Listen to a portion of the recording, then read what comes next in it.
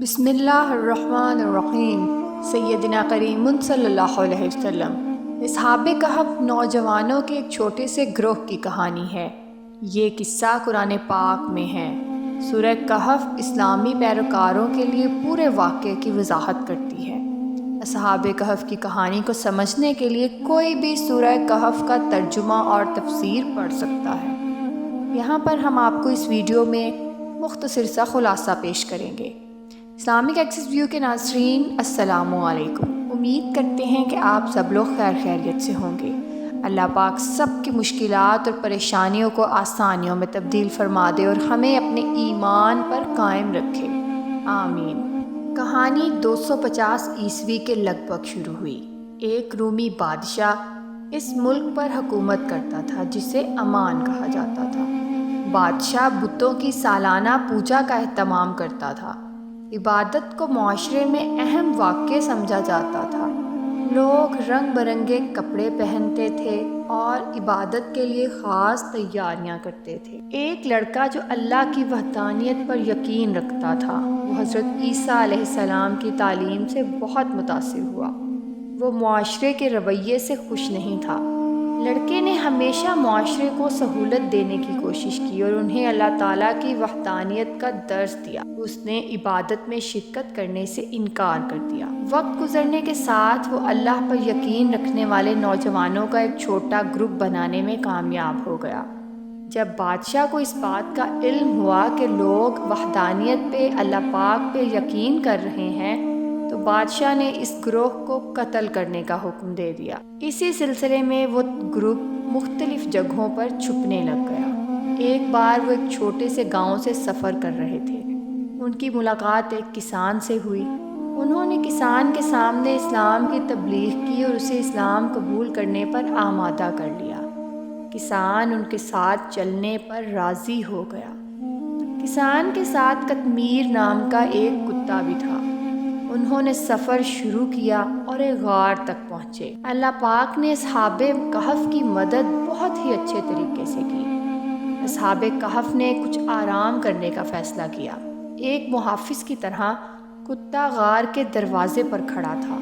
غار میں انہوں نے اللہ تعالیٰ سے بادشاہ اور موت سے بچانے کے لیے مدد کی دعا کی۔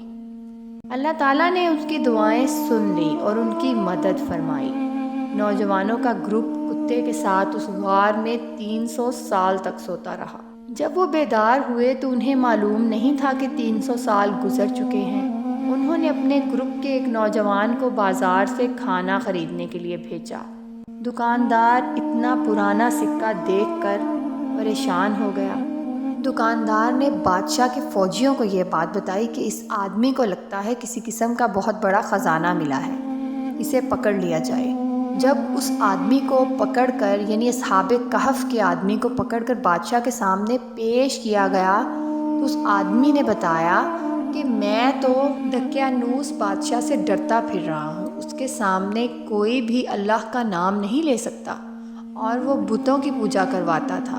میں اور میرے کچھ ساتھی غار میں اس کے ڈر سے اور چھپ گئے تھے۔ اصحاب کہف کو معلوم نہیں تھا کہ 300 سال گزر چکے ہیں۔ انہوں نے اپنے گروپ کے ایک نوجوان کو جو کھانا لینے بھیجا تو ساتھ میں وہ بادشاہ اور بہت سے لوگوں کو لے کر آ گیا۔ اصحاب کہف نے بتایا کہ ہم تو کل ہی یہاں پر سوئے تھے بادشاہ کے ڈر سے۔ بادشاہ دقیانوس کو ان اللہ پاک کی عبادت کرنے والے گروپ کی بغاوت کی خبر تو مل ہی چکی تھی۔ وہ بہت ناراض بھی ہوا تھا اور انہیں قتل کرنے کا حکم بھی جاری کر چکا تھا۔ اصحاب کہف اپنے ایمان کو بچانے کے لیے بھاگ کر روپوش ہو گئے۔ فرار کے راستے میں کسان اور کتے کو بھی ساتھ لے گئے تھے۔ آخر کار جب غار میں سوئے رہے تو اللہ جل جلالہ نے آسانی کی، کیونکہ اصحاب کہف نے آسانی کی دعا کی تھی۔ انہوں نے کچھ دیر آرام کا فیصلہ کیا۔ کتا جس کا نام قطمیر تھا اس کو گارڈ کے طور پر رکھا۔ اللہ تعالیٰ نے ان کو اور کتے کو 300 سال تک سوئے رکھا۔ اللہ تعالیٰ نے قرآن پاک میں سورہ کہف میں ان کے سونے کی کیفیت بیان کی ہے۔ ترجمہ: تم سمجھتے ہوں گے کہ وہ جاگ رہے ہیں، حالانکہ وہ سوئے ہوئے ہیں۔ ہم نے انہیں دائیں اور بائیں گھما دیا۔ ان کے کتے نے داخلی دروازے پر اپنی اگلی ٹانگیں پھیلا رکھی تھی۔ اگر تم انہیں دیکھ لیتے تو تم ان سے خوف زدہ ہو کر بھاگ جاتے۔ قرآن پاک میں مزید بتایا گیا ہے کہ غار میں ان سونے والوں کی مدت 300 سال تھی، جس کے دوران ان کے لوگوں کا کیلنڈر شمسی سے قمری میں تبدیل ہو گیا، اور اس کے نتیجے میں ان کی نیند کی مدت 309 سال ہو گئی۔ جب وہ بیدار ہوئے تو انہیں اندازہ ہی نہیں تھا کہ وہ صدیوں سے سوئے ہوئے ہیں، اور سوچتے ہیں کہ وہ صرف چند گھنٹے سوئے ہیں۔ ایک وقت میں غار کے اوپر ایک چھوٹا سا چرچ بنایا گیا تھا، اسے مسجد میں تبدیل کر دیا گیا، جس کے دروازے کے اوپر محراب اب بھی نظر آ رہا ہے۔ اردن میں عمان کے علاوہ غار کا مقام ترکی میں ہونے کا بھی دعویٰ کیا جاتا ہے۔ بے شک اللہ پاک ہی بہتر جانتے ہیں۔ غار اصحاب کہف ترکی میں واقع ہے۔ یہ غار 300 سال تک سوئے ہوئے لوگوں کی یاد سے منسلک ہے۔ ان کی قبریں بھی اسی غار میں موجود ہیں۔ سالانہ بہت سے اسلامی پیروکار غار کا دورہ کرتے ہیں۔ غار اصحاب کہف کو 7 لوگوں کا غار بھی کہا جاتا ہے، کیونکہ وہ 7 صحابہ تھے۔ یہ غار عمان کے قریب واقع ہے۔ غار کا تعلق ہند سے 7 سے ہے، کیونکہ اس میں 7 قبریں ہیں۔ غار کی چوٹی پر ایک بار ایک چرچ تھا، جیسا کہ میں نے پہلے بھی آپ کو بتایا ہے، جس میں عیسائی اپنی مذہبی نمازیں ادا کرتے تھے، اور اب اس میں مسجد بنا دی گئی ہے۔ مسجد مسلمانوں کے قبضے میں ہے۔ مسلمان اس مسجد میں نماز ادا کرتے ہیں۔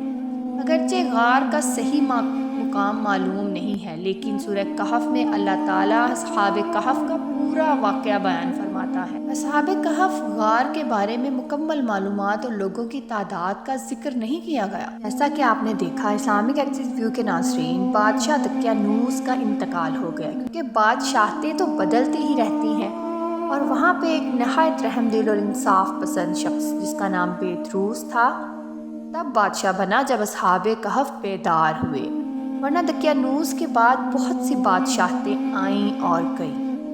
بیدروس نے ملک پر 68 سال شاندار حکومت کی۔ ان کے دور حکومت میں تنازعات اور فسادات پھوٹ پڑے، اور کچھ لوگوں نے قیامت پر ایمان لانے سے انکار کر دیا۔ بادشاہ نے اپنے آپ کو اکیلے گھر میں قید کر لیا اور بار بار بارگاہ الہی میں آنسو بہاتے ہوئے التجا کی، اے اللہ عز و جل، کوئی ایسی نشانی ظاہر فرما کہ لوگ قیامت پر یقین کرنے لگے۔ اس دور میں ایک چرواہے نے اپنی بکریوں کو پناہ دینے کے لیے اصحاب کہف والے غار کا انتخاب کیا۔ پھر چند لوگوں کی مدد سے اس نے دیوار گرا دی۔ دیوار گرتے ہی دیوار گرانے والے لوگ خوف زدہ ہو کر پیچھے ہٹ گئے اور بھاگ گئے۔ اللہ عز و جل اصحاب کہف کو بیدار کر دیا۔ وہ خوشی خوشی نیند سے بیدار ہوئے، تازہ دم، خوش مزاج اور زندہ دل۔ انہوں نے سلام کا تبادلہ کیا اور پھر نماز کے لیے کھڑے ہو گئے۔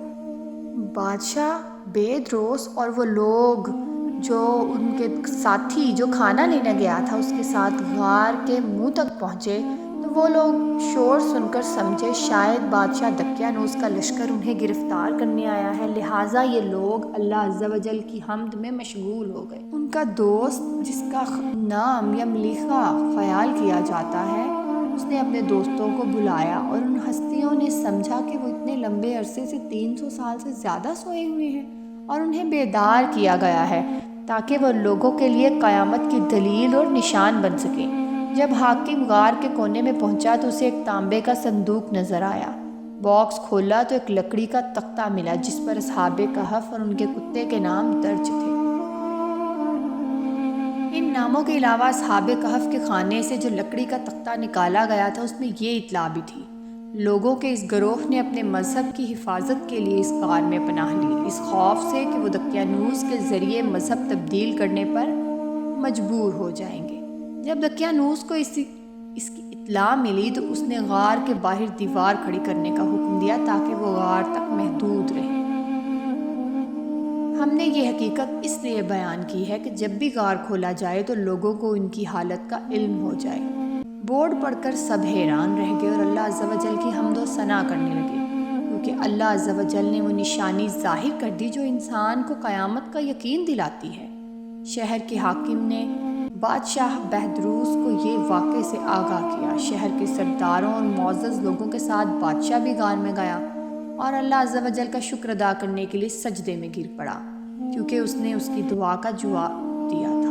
صحابہ کہف نے بادشاہ کو گلے لگایا اور کہا ہم آپ کو اللہ عز و جل السلام علیکم ورحمۃ اللہ وبرکاتہ کے سپرد کرتے ہیں۔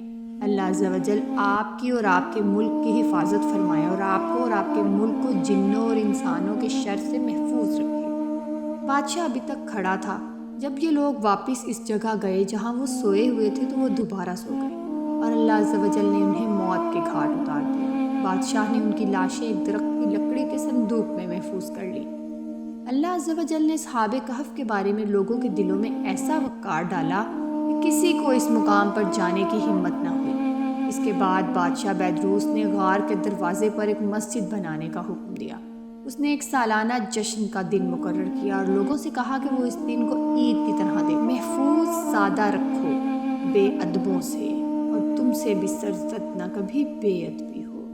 اسلامک ایکسس ویو کے ناظرین، اصحاب کہف وہ لوگ تھے جو ایمان کی حفاظت کے مدنی جذبے سے معمور تھے۔ اصحاب کہف کی برکت سے لوگوں کی ایک بڑی تعداد گمراہی سے محفوظ رہی۔ اصحاب کہف کا جسم مبارک دیر تک سونے کے بعد بھی زندہ رہا، جو ان کا کھلا اولیاء معجزہ تھا۔ اصحاب کہف وہ لوگ تھے جو نماز پڑھتے تھے، سلام کو فروغ دیتے تھے۔ اللہ عز و جل نے غار کے قرب و جوار میں خاص خوف سے اصحاب کہف کی حفاظت فرمائی۔ اولیاء اللہ عز و جل سے اپنی نسبت اور محبت کا شرف حاصل کر کے ان کا احترام کرنے کے بعد اصحاب کہف کا کتا اللہ عز و جل کی بارگاہ میں مبعوث ہو کر جنت سے نوازا گیا۔ اصحاب کہف کی خاطر اللہ عز و جل ہمیں اولیاء کے احترام اور ان کی سچی محبت و عقیدت عطا فرمائے۔ سیدنا کریم صلی اللہ علیہ وسلم۔ السلام علیکم، جزاک اللہ۔